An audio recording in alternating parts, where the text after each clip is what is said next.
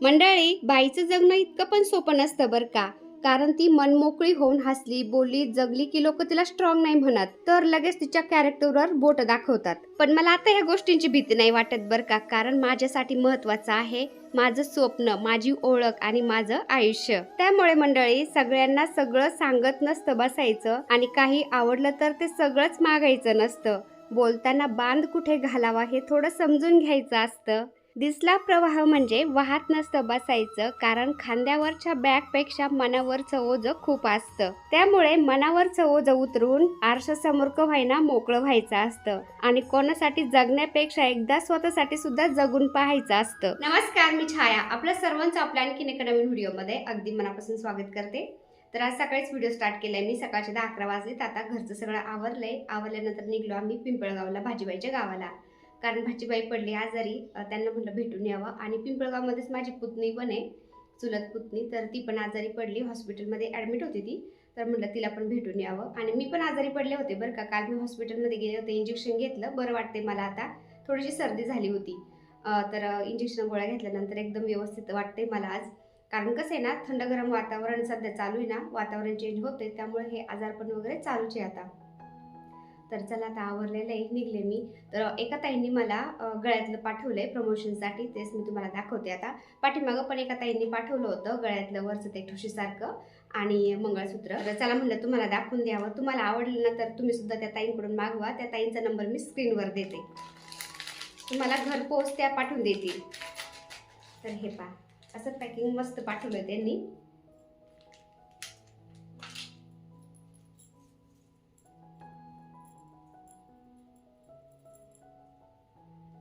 तर पाठीमागं पाठवलं होतं ना, त्या ताई नाशिकच्या होत्या आणि ह्या ताई आता कोल्हापूरच्या आहेत.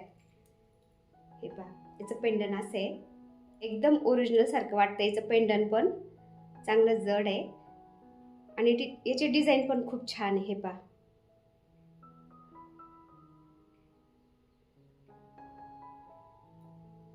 तर लेंथ पण एकदम मस्त आहे आणि याचा कलर पण जात नाही बरं का, त्या ताई बोलल्या.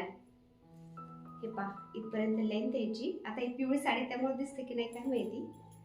हे पहा, इथपर्यंत येते.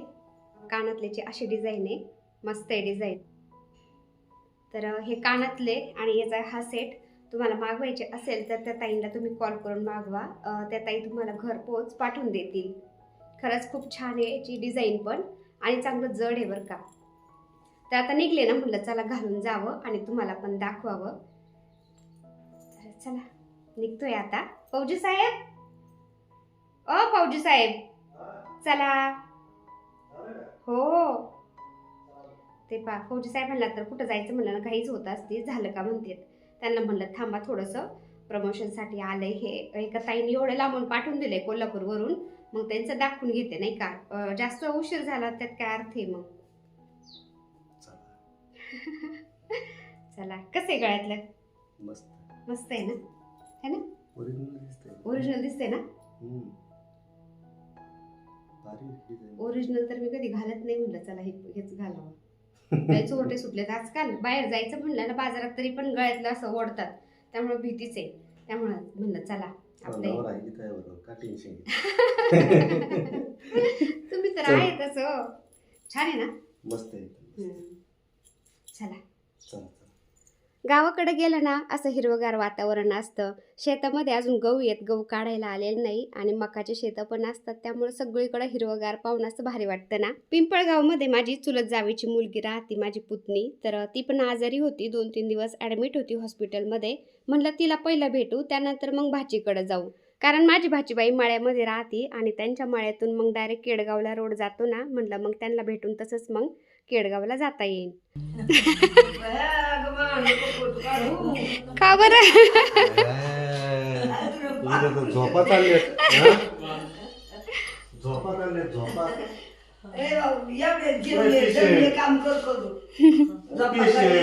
पेशंट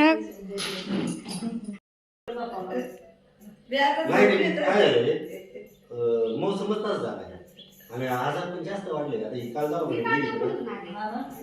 एवढे लोक. तर ह्या काष्टी लुगड्यावाल्या आहेत ना, त्या माझ्या सगळ्यात मोठ्या चुलत जाऊबाई आहेत आणि ह्या त्यांच्या 2 मुली आहेत आणि अजून 3 मुली आहेत त्यांना. असं 5 मुली आणि 1 मुलगा आहे त्यांना.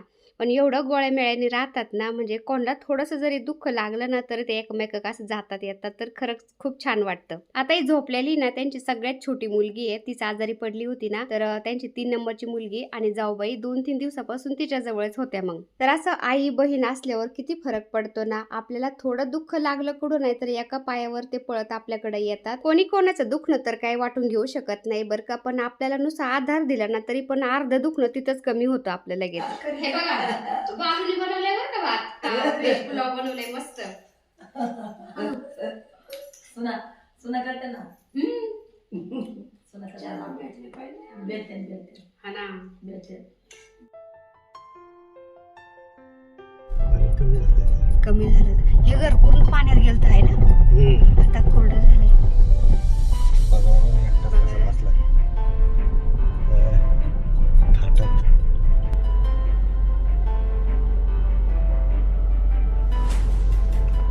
आता भाचीबाईच्या घरासमोरच हे मोठं तळ आहे ना, त्यांच्या घरापर्यंत पाणी आलं होतं पार, पण आता उन्हाळा जसा लागलाय ना तसं तसं पाणी आता जास्त आटायला लागलंय आणि मग ते तळ्यामधले शेत सगळे आता कोरडे व्हायला लागलेत. पहिलं ह्या रोडने येता पण नव्हतं येत त्यांच्या घराकडे, लांबून यावं लागायचं कारण ह्या रोडपर्यंत पाणी आलेलं होतं या तळ्याचं.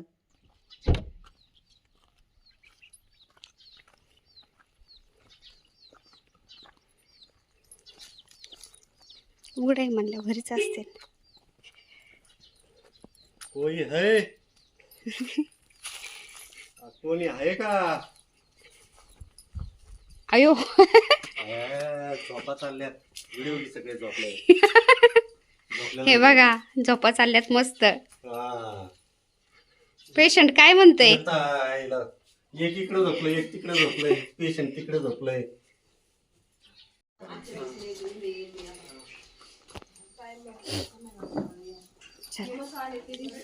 तिला कुठे घेऊन जात? ती आजारी आहे, तिला शेतात घेऊन चालली. मग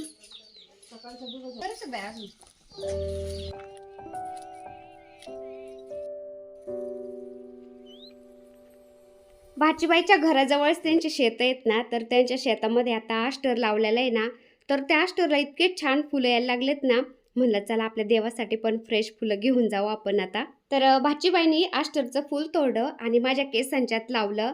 म्हणजे पहा, एक फुल सुद्धा आपण दुसऱ्याला देऊन आपण आपलं प्रेम व्यक्त करू शकतो. असं नाही की महागाच्याच वस्तू द्याव्यात किंवा द्यावं घ्यावं असं काही अपेक्षा नसती, कारण ज्याच्या त्याच्या पुरतं ज्याच्या त्याच्याजवळ भरपूर असतं बरं का आजकाल. फक्त आपुलकी आणि प्रेम भावना महत्त्वाच्या असतात.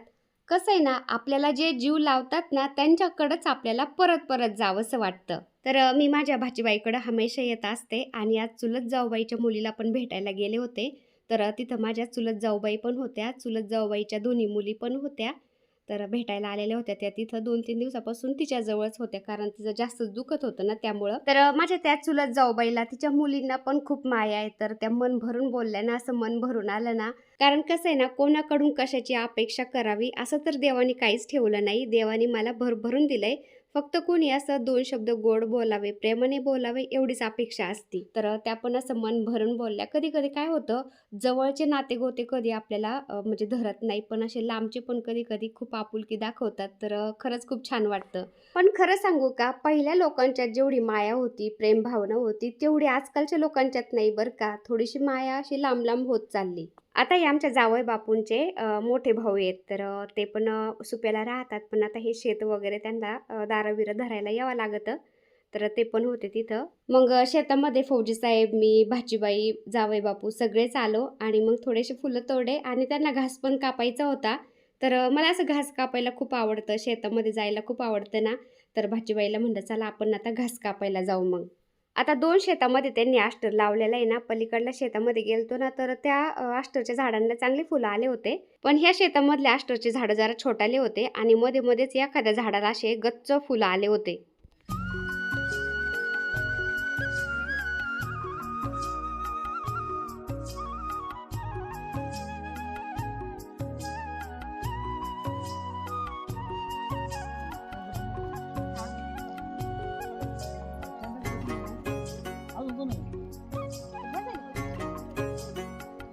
घासाच्या वाफ्यांच्या मध्ये मध्ये त्यांनी मिरच्याचे झाडं लावलेले आहेत ना, तर त्या मिरच्याच्या झाडांना पानं कमी पण एवढे मिरच्या होत्या. तर भाचीबाईंनी मग त्या मिरच्या तोडत होतो आणि तुम्ही बघू शकता हिरव्यागार शेतामध्ये किती छान वाटते, असं लवकर जावंसंच वाटत नाही.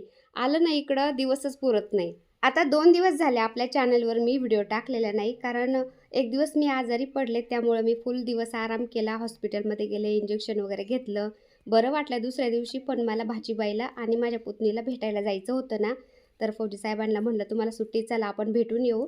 तर फौजी साहेबांना आम्ही असं गावाला आलो आणि गावाला पण मग आम्ही दिवसभर राहिलो बरं का. कारण कधी कधी काय होतं, असं खाडा पण करावंसं वाटतं. कारण कसं आहे ना, जिथं आपल्याला आपुलकी, जिव्हाळा, प्रेम भावना वाटते तिथंच आपल्याला थांबावं असं वाटतं. त्यामुळे म्हणलं चला आता आपलं जिथं मन रमत आहे ना, तिथंच आपण आता मस्त टाइम स्पेंड करू, त्यांच्याबरोबर मस्त गप्पा टप्पा मारू. आणि अक्षरशः म्हणजे आम्ही गेलो त्यावेळेस भाजीबाई झोपलेल्या होत्या, सलाईन घेऊन आल्या होत्या, त्या औषधं गोळ्या घेऊन झोपल्या होत्या. पण आम्ही गेल्यानंतर त्या लगेच तटकेस उठल्या, आमच्यासोबत छान बोलल्या. त्यानंतर चहा पाणी झालं आणि त्यानंतर आमच्यासोबत लगेच शेतामध्ये आल्या. त्यांना घास कापायचाच होता. किती आजारी पडल्या तरी त्यांना कामं करावंच लागतात. जनावरांचे त्यांना भरपूर कामं असतात. आणि हे पहा, भाजीबाईच्या शेजारच्या शेतामध्ये बैलगाडी चालली होती. त्यांच्या जवळचाच मुलगा होता तो. फौजी साहेब काय म्हणतात, मला पण आता बैलगाडी चालवायची, माझी हौस नाही झाली. त्यामुळं फौजी साहेब लागले गाडी चालवायला.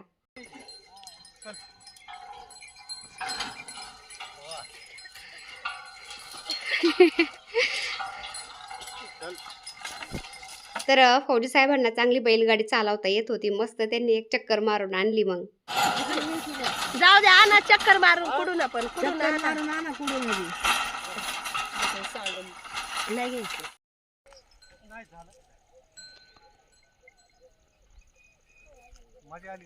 मजा आली काय? अरे बापरे. धन्यवाद. कसं वाटलं? भारी, हा एक नंबर.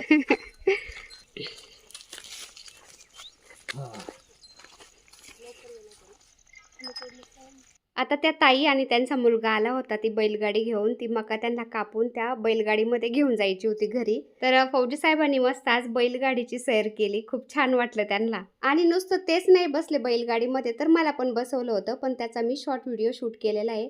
तर तो सुद्धा व्हिडिओ मी नक्की टाकेन. खूप छान वाटलं मला गाडीमध्ये बसून. कारण कसं आजकाल ह्या जुन्या परंपरा, जुन्या हे बैलगाडी वगैरे लुप्तच होत चाललंय नाही का. आता आमचा पण घास कापायचा चालला होता. सूर्य मावळतीला चालला होता आणि आम्हाला केडगावला निघायचं पण होतं. आता भाचीबाईंनी भलं मोठं गठुडं बांधलं ते घासाचं आणि जावई बापूंच्या डोक्यावर दिलं. जावई बापू गेले घरी. त्यानंतर आम्ही चाललो होतो घरी. तर भाचीबाई काय म्हणतात, मामांना हिरव्या मिरचीचा, लाल मिरचीचा ठेचा खूप आवडतो ना, तर त्याच्यामध्ये घालण्यासाठी लसणाची पात घेऊन जा म्हणल्या. कारण आता लसूण लावलेलं आहे ना, त्याची पात चांगली हिरवीच होती अजून. तर मग ती लसणाची पात घेण्यासाठी आम्ही चाललो होतो आणि कसलं भारी हिरवगार वाटत होतं सगळीकडं ना.